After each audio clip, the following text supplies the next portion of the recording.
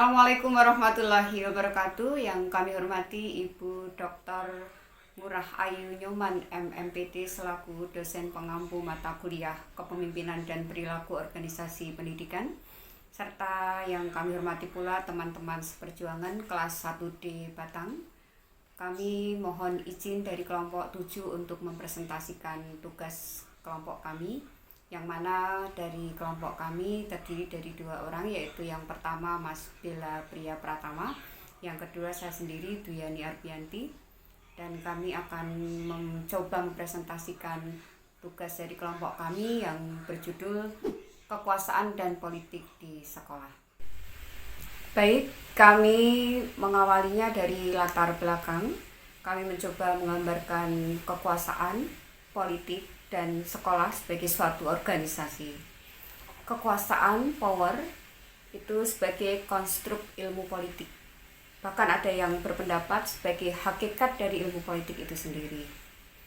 Pada umumnya dikonotasikan sebagai hal yang negatif, tetapi tidak sedikit juga orang yang memandangnya secara positif. Nah, konflik politik yang terjadi itu banyak bersumber dari perebutan kekuasaan.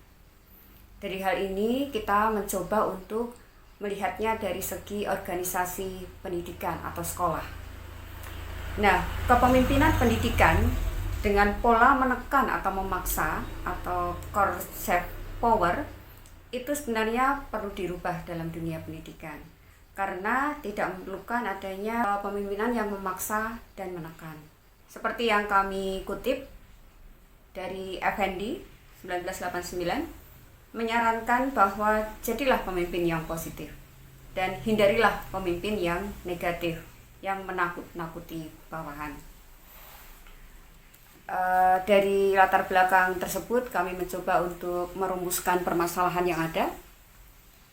Permasalahan yang kami angkat di sini adalah yang pertama, apa yang dimaksud dengan kekuasaan dalam organisasi. Kemudian yang kedua, apa yang menjadi karakteristik kekuasaan.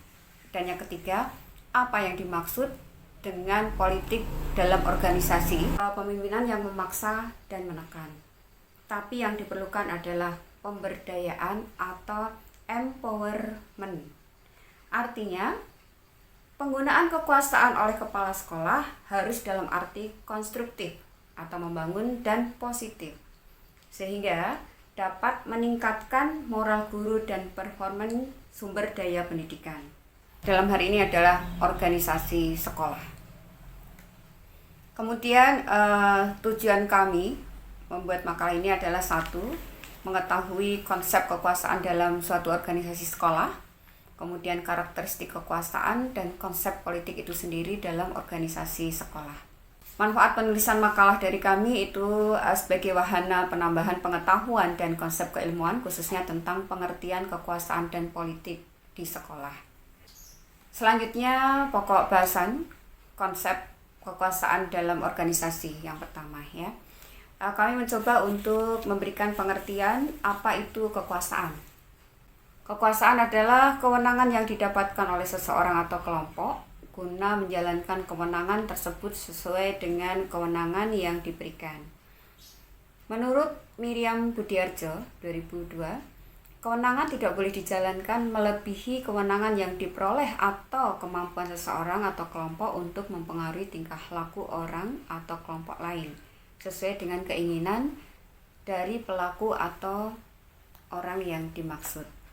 Sedangkan menurut Ramlan Surbakti 1992, kekuasaan merupakan kemampuan mempengaruhi pihak lain untuk berpikir dan berperilaku sesuai dengan kehendak yang mempengaruhinya. Dalam pembicaraan umum, bisa disimpulkan bahwa kekuasaan itu dapat diartikan sebagai suatu kemampuan untuk mempengaruhi pihak lain menurut kehendak yang ada pada pemegang kekuasaan tersebut. Selanjutnya kita ke karakteristik kekuasaan. Karakter kekuasaan menurut Fairholm dalam Basri tahun 2011 adalah satu, kekuasaan bersifat sengaja karena meliputi kehendak, bukan sekedar tindakan acak. Yang kedua, kekuasaan adalah alat atau instrumen ya. Ia adalah alat guna mencapai tujuan. Yang ketiga, Kekuasaan bersifat terbatas. Ia diukur dan diperbandingkan di aneka situasi atau dideteksi kemunculannya. 4. Kekuasaan melibatkan kebergantungan. Terdapat kebebasan atau faktor antara kebergantungan dan ketidakbergantungan yang melekat pada penggunaan kekuasaan. 5. Kekuasaan adalah gagasan bertindak. Ia bersifat samar dan tidak selalu dimiliki. 6. Kekuasaan ditentukan dalam istilah hasil. Hasil menentukan kekuasaan yang kita miliki. 7. Kekuasaan bersifat situasional. Taktik kekuasaan tertentu efektif di suatu hubungan tertentu, bukan seluruh hubungan. Dan yang terakhir, yang ke-9, kekuasaan didasarkan pada oposisi atau perbedaan.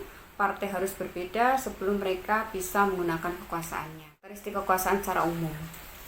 Kemudian sumber kewenangan kekuasaan yang sah. Hubungan kewenangan merupakan bagian integral dari kehidupan di sekolah-sekolah. Kewenangan ini bermula dari hubungan antara siswa, guru, administrator, dan guru, atau antara bawahan dan atasan.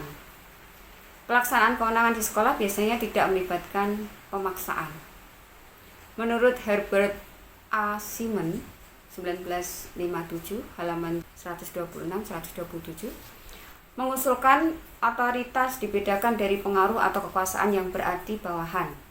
Harus menahan diri dari memilih alternatif dan menggunakan kriteria formal untuk menerima perintah sebagai dasar pilihannya. Nah, kemudian kita ke hubungan kewenangan di sekolah itu memiliki 3 karakteristik utama. Yang pertama, kemauan dari bawahan untuk mematuhi, penanggungan kriteria bawahan untuk membuat keputusan sebelum arahan, dan hubungan kekuasaan dilegitimasi oleh norma-norma kelompok. Selanjutnya, wewenang dan perilaku administrasi di sekolah. Jika administrator ingin memerintah secara loyalitas, memperluas pengaruh mereka dan menjadi sukses, maka mereka harus 1. Jadilah perhatian dan mendukung guru mereka, membantu guru menjadi sukses.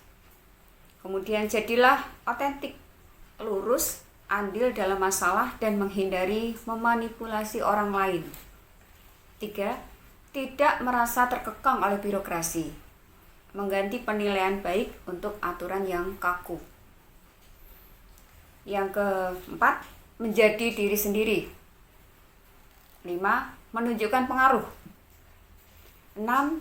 Tetap tenang dan sejuk, terutama dalam situasi sulit. Jangan di blow up. Kemudian yang ke-8, hindari penggunaan perilaku otoriter. Sumber kekuasaan. Salah satu upaya pertama untuk menganalisis sumber kekuasaan adalah menurut John R. P. French dan Bertram H. Raven, itu tahun 1968, fokus mereka pada basis kekuasaan antara pribadi, memimpin dengan mengidentifikasi 5 jenis kekuasaan, yaitu reward power, kekuasaan korsif, kekuasaan yang sah, kekuasaan rujukan, dan kekuasaan ahli. Setelah kekuasaan, kita mencoba untuk menjelaskan politik, ya, taktik politik. Taktik politik itu membujuk dan mempengaruhi. Beberapa prinsip dasar. Menunjukkan 5 gaya pengelolaan konflik yang terjadi. Menurut Thomas, 1977, mengusulkan bahwa masing-masing dari 5 gaya mungkin efektif, tergantung pada situasi. Pada kenyataannya, menggunakan data yang dikumpulkan dari satu set kepala eksekutif, cocok dengan 5 gaya pengelolaan konflik dengan situasi yang tepat.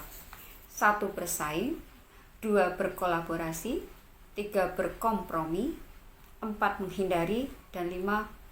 Akomodatif. Kesimpulan, kekuasaan dalam organisasi atau dalam hal ini sekolah berasal dari kontrol atas sumber daya, keterampilan teknis, atau pengetahuan. Dalam semua kasus untuk melayani sebagai dasar, penguasaan sumber daya, keterampilan, atau pengetahuan harus menjadi penting sebagai fungsi organisasi. Itu harus mencukupi dan tidak harus mudah diganti. Dengan kata lain, organisasi pasti membutuhkan sesuatu yang hanya dapat disediakan oleh beberapa orang. Misalnya, kepala sekolah memiliki tanggung jawab utama untuk menentukan waktu bagi guru untuk menguasai sumber daya. Nah, politik adalah penggunaan power atau kekuasaan agar sesuatu tercapai. Ketidakmenentuan dan konflik adalah alamiah dan tidak terelakkan. Politik adalah mekanisme guna mencapai persetujuan. Demikian tadi presentasi dari kelompok kami, kelompok 7, tentang makalah yang kami buat yang berjudul Kekuasaan dan Politik di Sekolah. Kami sangat menyadari bahwa makalah yang kami buat ini jauh dari sempurna. Oleh karena itu kami membutuhkan masukan dari rekan-rekan Bapak Ibu kelas 1D Batang, dan kami juga membutuhkan arahan serta bimbingan dari Ibu dosen, Ibu Dr. Ayu, sehingga bisa melengkapi dari apa yang sudah kami buat, makalah yang kami kerjakan. Maaf sebelumnya apabila ada kata-kata yang kurang berkenan, dan terima kasih yang sedalam-dalamnya. Kami akhiri. Wassalamualaikum warahmatullahi wabarakatuh.